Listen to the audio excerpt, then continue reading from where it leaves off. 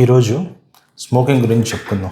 Smoking అనేది ఒక fashion అయిపోయింది. స్మోకింగ్ వల్ల అసలు ఏమైనా లాభాలు ఉన్నాయా, దానివల్ల పర్యవసనాలు ఎలా ఉంటాయి, ఎలా అడిక్ట్ అవుతున్నాం, ఎలా వదిలించుకోవాలి అనే విషయాల మీద డిస్కస్ చేద్దాం. స్మోకింగ్ అడిక్షన్ గురించి మొదట చెప్పుకుందాం. సిగరెట్ స్మోకింగ్ మీకు తెలిసిందే, టొబాకో ఉంటుంది. ఆ సిగరెట్ అని ఫ్రెంచ్ నుంచి వచ్చింది ఆ పదము, అది ఎలా వచ్చిందో వదిలేస్తే దానివల్ల లాభం ఏంటి అంటే లాభాలు ఏమీ లేవు. అయితే ఎందుకు అడిక్ట్ అవుతున్నారు? లాభం లేకపోతే, దాని ఉపయోగం లేకపోతే అనేది అంటే ఈ పాయింట్ చెప్తాను చూడండి.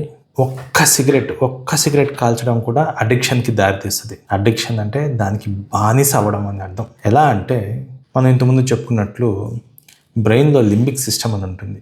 ఆ లింబిక్ సిస్టమ్ అనేది స్టిమ్యులేట్ అవుతే ఒక రివార్డ్ వస్తుంది. ఇక్కడ సిగరెట్ కాల్చినప్పుడు సిగరెట్లో ఉన్న టొబాకో బర్న్ అయినప్పుడు నికోటిన్ అనేది రిలీజ్ అవుతుంది. నికోటిన్ ఆ స్మోక్ ద్వారా వెళ్ళి నోటి ద్వారా, అంటే చిగుళ్ళ ద్వారా, ఊపిరితిత్తుల ద్వారా బాడీలోకి అబ్జర్వ్ అయినప్పుడు ఆ నికోటిన్ ఏం చేస్తుందంటే అది ఒక సైకోస్టిమ్యులెంట్గా పనిచేసి బాడీలో ఎండార్ఫిన్స్ని, డోపమిన్ అనే పదార్థాన్ని పెంచేస్తుంది. నరుని స్టిమ్యులేట్ చేస్తుంది. ఈ నరాన్ని స్టిమ్యులేట్ చేయడం వల్ల అలర్ట్గా అయిపోవడము, మనిషి హార్ట్ రేట్ పెరగడము, రియాక్షన్ టైం పెరగడం జరగడం వల్ల యాక్టివ్ అయిపోతాడు. ఇది ఒక కిక్ లాగా ఉంటుంది. దాన్నే నికోటిన్ కిక్ అంటాం.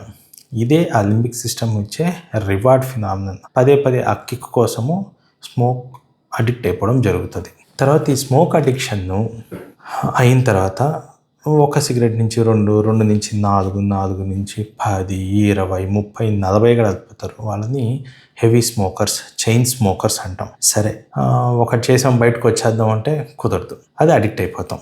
సో దానివల్ల మంచి అయితే ఉంది, కానీ అది అడిక్షన్కి దారి తీస్తుంది. కనుక అడిక్షన్ ఉండేది ఏదైనా సరే మనం దూరం పెట్టాల్సిందే. ఒక సిగరెట్ తీసుకున్నట్లయితే ఎందుకు అది మన బాడీకి అంత చెడ్డ అంటే, మీకు ఎప్పుడైనా తెలుసా, ఒక సిగరెట్లో మనం ఏదైతే కాలుస్తామో ఆ బర్నింగ్ ఎండ్ టెంపరేచర్ ఎంత ఉంటుందో తెలుసా? సగటు మన బాడీకి 20 నుంచి 25 రెట్లు ఎక్కువ ఉంటుంది. అంటే 600 నుంచి 800 డిగ్రీల సెంటీగ్రేడ్ దాకా ఉంటుంది. ఏది సిగరెట్ కాల్చే భాగం, సిగరెట్ బర్నింగ్ ఎండ్ అంటాం దాన్ని. అది అంత టెంపరేచర్తో ఉంటుంది. అక్కడ టొబాకో పొగాకు కాలి ఆ ఫ్యూమ్స్ లోపల తీసుకునేటప్పుడు నికోటిన్ వెళ్తుంది. అది జస్ట్ యాష్, మనము బూడిదని పీలుస్తున్నట్టే లోపలికి. బూడిదని పీల్చినప్పుడు అది ఏం చేస్తుంది, మన రక్తంలో కలవడము, మన కణాలని, డిఎన్ఏని స్టిమ్యులేట్ చేయడము, క్యాన్సర్ సెల్స్గా మార్చడం జరుగుతుంది. సో ఆ పొగని మనం పీల్చి అడిక్ట్ అయ్యి పీల్చి క్యాన్సర్ సెల్స్గా మారి, క్యాన్సర్ ఎక్కడెక్కడ రావచ్చు అంటే బుగ్గకు రావచ్చు, నాలుకకు రావచ్చు, దవడకు రావచ్చు, గొంతుకు రావచ్చు, ముఖ్యంగా ఊపిరితిత్తులకి, యూరినరీ బ్లాడర్ అంటాం కదా, మూత్రాశయానికి. వీటిలో చాలా కామన్. ఇవే కాకుండా పొట్టకు రావచ్చు, లివర్కి రావచ్చు, ప్యాంక్రియాస్ రావచ్చు. ఏ క్యాన్సర్ అయినా దారితీయచ్చు. కామన్గా అంటే ఎక్కువగా ఏది వస్తుందంటే ఊపిరితిత్తులకు సంబంధించిన క్యాన్సర్. ఎన్ని సిగరెట్లు కాలిస్తే వస్తుంది, ఎన్ని సంవత్సరాలు కాలిస్తే వస్తుంది? ఉరామరిగ్గా అంటే దీన్ని ప్యాక్ ఇయర్స్ అంటాం.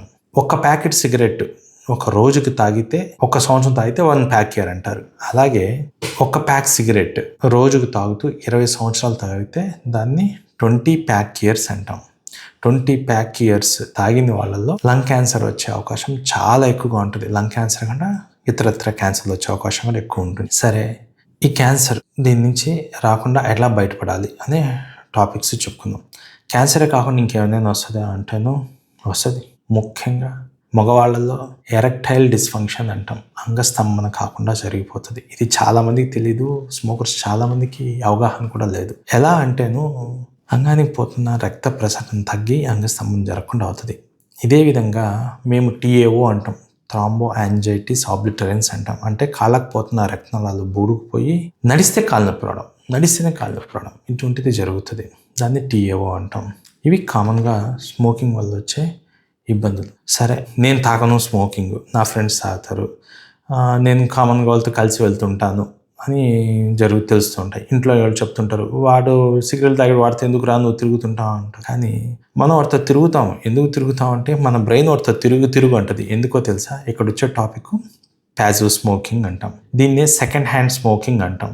సెకండ్ హ్యాండ్ స్మోక్ ఏం లేదు, తను సిగరెట్ కాల్చే వాళ్ళు పొగ తీసుకుని బయటకు వదిలిన పొగను మనం పీల్చడం అంతే. మనం వాళ్ళతో ఉంటాం కదా, మన ఫ్రెండ్స్లో ఎవరైనా తాగుతున్నట్లయితే మనం వాళ్ళతో తరచుగా వాళ్ళతో పోవాలనిపిస్తుంటుంది, మన బ్రెయిన్ దోస్తుంటుంది. ఎందుకంటే మనం కూడా వాళ్ళు పీల్చి వదిలిన స్మోక్ని మనం పీల్చడం వల్ల ఆ నికోటిన్ మన బ్రెయిన్ ఇక్కడ స్టిమ్యులేట్ చేసి వీటితో సావాసం చేయి, ఎందుకంటే అక్కడ మనకి ఇక్కడ మైల్డ్ నికోటిన్ కిక్ వచ్చేస్తుంటుంది, యాక్టివ్గా ఉంటాం. వాటితో ఉంటే యాక్టివ్గా ఉంటే జోకులు వేయడం ఇవన్నీ జరుగుతుంటాయి. సో వాటితో ఉత్సాహంగా ఉంటాం కనుక వాటితో స్నేహం చేయని మన బ్రెయిన్ చెప్తుంటుంది. సో ఒక స్మోకర్ తనకే ఇబ్బంది కాకుండా పక్కన వాళ్ళకి కూడా ఇబ్బందికరంగా మారుతాడు. ఈ ప్యాసివ్ స్మోకర్స్తో కూడా లంగ్ క్యాన్సర్ వస్తుంది. దీన్నే సెకండ్ హ్యాండ్ స్మోకింగ్ అంటాం. థర్డ్ హ్యాండ్ స్మోకింగ్ అంటారు. అంటే ఎప్పుడైతే మనం సిగరెట్ని కాల్చేసిన పిక్కని కింద వేసి రుద్దేస్తామో దాని నుంచి వచ్చే మిగిలిన స్మోక్ని దాన్ని థర్డ్ హ్యాండ్ స్మోకింగ్ అంటాం. అది పెద్ద ఇంపార్టెంట్ ఏం కాదు, బట్ అది కూడా ఎన్విరాన్మెంటల్ పొల్యూటెంటే. కానీ దీన్ని వదలడం ఎలా, స్మోకింగ్ వదిలించే దాని టాపిక్ కన్నా ముందు దానివల్ల మనకి ఏమి ఇబ్బంది ఉంటుందంటేను ఫైనాన్షియల్, డబ్బు చాలా దారిపోతుంది. ఎలా అంటే ఉరామారిగా చెప్పుకున్నాం, ఇందాక ప్యాక్ ఇయర్స్లో చెప్పుకున్నాం కదా, ఒక 20 ప్యాక్ ఇయర్స్ అనే విషయము. ఉరామారిగా ఒక మనిషి సగటున 2 ప్యాక్ సిగరెట్స్ ఒకరోజు తాగుతున్నాడు. అట్లా 20 సంవత్సరాలు తాగాడు అనుకోండి, 20 × 2 40 ప్యాక్ ఇయర్స్ అయిపోయింది. అంటే 2 ప్యాకెట్ సిగరెట్లు సగటున ఒక్కో ప్యాకెట్ 100 రూపాయలు ఉంటుంది యావరేజ్గా దొరికే సిగరెట్. ఇప్పుడు చూసుకున్నట్లయితే అంటే 200 రూపాయలు ఒక రోజుకి, నెలకి 6,000 రూపాయలు. ఆ 6,000 రూపాయలు 20 సంవత్సరాలకి మనం ఈఎంఐ క్యాల్కులేటర్లు కానీ వేసి చూస్తేను ఇంచుమించు 50 లక్షల రూపాయలు లోన్ తీసుకున్నట్లు మనం. ఈ 20 సంవత్సరాల్లో ఆ 50 లక్షల రూపాయలు పోతాయి మనవి. పోవడమే కాకుండా ఇంకో పక్క లంగ్ క్యాన్సర్ వస్తుంది. దానికి ఎన్ని లక్షలు పెట్టినా వైద్యం అనేది లేదు. 50 లక్షలు పోవడమే కాకుండా ఎక్స్ట్రాగా ఊపిరితిత్తుల క్యాన్సర్ కొని తెచ్చుకుంటాం. డబ్బు ఖర్చు కానీ ఫలితం ఎక్కడ ఏమీ ఉండదు. సరే, దీన్ని ఎలా వదిలించుకోవడం అంటే, స్మోకింగ్ ఎలా ఒక్క సిగరెట్ అడిక్షన్ వస్తుందో దీన్ని వదిలించుకోవడం కూడా చాలా చాలా కష్టం. సైకాట్రిస్ట్ కౌన్సిలింగ్ చేస్తుంటారు, మనం కౌన్సిలింగ్ చేసుకుంటుంటాం, అన్నీ జరుగుతుంటాయి, కానీ ఏవి ఫలించవు. సిగరెట్స్ని చిన్నగా తగ్గించుకుంటూ రావాలి. 10 సిగరెట్ తాగేవాళ్ళు ఒక వారంకి 9, ఇంకో వారానికి 8, 7 అట్లా చిన్నగా తగ్గించుకుంటూ వచ్చి ఆపగలగాలి. కొంతమందే దీంట్లో సక్సెస్ అవుతారు. ఇంకొంతమందికి నికోటిన్ గమ్స్, నికోటిన్ ప్యాచెస్ అనేవి ఉంటాయి. అవి ఉపయోగించి కూడా కొద్ది స్మోకింగ్ అడిక్షన్ నుంచి బయటపడుతూ ఉంటాము. ఈ స్మోకింగ్ అడిక్షన్లో ఏదైతే ఇప్పుడు మనము ప్యాచెస్, నికో గమ్స్ తెలుసుకున్నామో వీటి నుంచి కొంతమంది బయటపడతారు, మ్యాక్సిమం బయటపడరు, మళ్ళీ స్మోకింగ్కి అడిక్ట్ అయిపోవడం జరుగుతుంది. ఇట్లాంటి వాళ్ళకి ఏం చేయాలి అంటే, ఒక డెడికేటెడ్ ఓత్ తీసుకోవాలి. అంటే మనకి ఎవరైతే బాగా ఇష్టం ఉంటారో వాళ్ళ తల్లి కావచ్చు, భార్య కావచ్చు, బిడ్డలు కావచ్చు, వాళ్ళ పుట్టినరోజు వాళ్ళకి మనం అది గిఫ్ట్గా, భార్య అయితే వ్యాలంటైన్స్ లేదు తన బర్త్డే రోజు, పిల్లలైతే వాళ్ళ బర్త్డే రోజు మనం ఇది స్మోకింగ్ సెజేషన్ ఓత్ తీసేసుకొని వదిలేసేయాలి. ఇంతకు మించిన గిఫ్ట్ నిజంగా మన ఫ్యామిలీ మెంబర్స్కి మనం ఇంకోటి ఇవ్వలేము. సో ఇది క్లుప్తంగా స్మోకింగ్ గురించి మీకు అర్థమై ఉంటే